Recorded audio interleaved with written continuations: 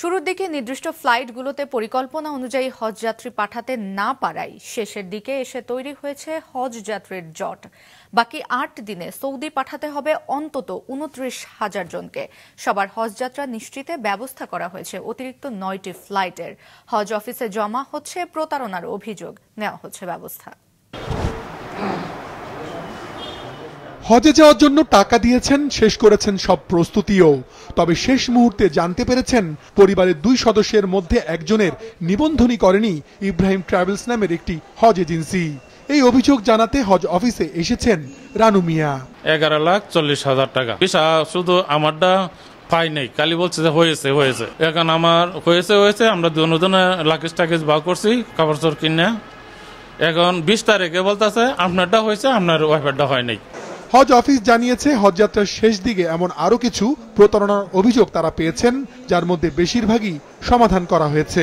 টাকা পরিশোধ করেছেন, নিবন্ধিত হবার কথা কিন্তু নিবন্ধন করেন নাই, এরকম ক্ষেত্রে আমরা কিন্তু ইতিমধ্যে বেশ কিছু পদক্ষেপ গ্রহণ করেছি। আমরা সংশ্লিষ্ট এজেন্সি বা যারাই এটার সঙ্গে যুক্ত তাদেরকে কিন্তু আমরা আইনের আওতায় আনা শুরু করেছি। হজযাত্রার ২৫ দিনে সৌদি আরব পৌঁছেছেন প্রায় ৫৮,০০০ হজযাত্রী।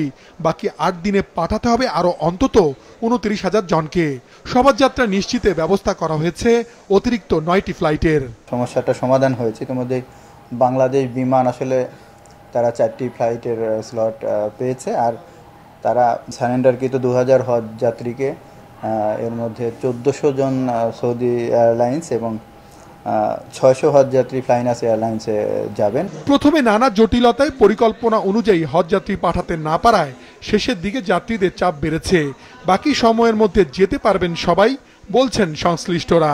২-১টি বিচ্ছিন্ন ঘটনা ছাড়া সবকিছুই ঠিকমতো আগাচ্ছে। বাড়ির যে শিডিউল সেটির সাথে সমন্বয় করতে গিয়ে কিন্তু আমাদেরকে শুরুর দিকে এবং শেষ দিকে বেশি ফ্লাইট নিতে হচ্ছে, যার কারণে আপনি দেখেছেন যে এখনও প্রায় ৩০,০০০-এর উপর হজযাত্রী রয়েছেন।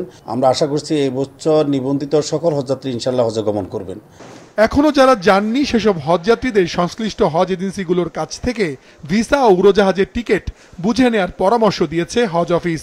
এক্ষেত্রে কোনো অনিয়ম থাকলে দ্রুত জানানোরও আহ্বান জানিয়েছে তারা।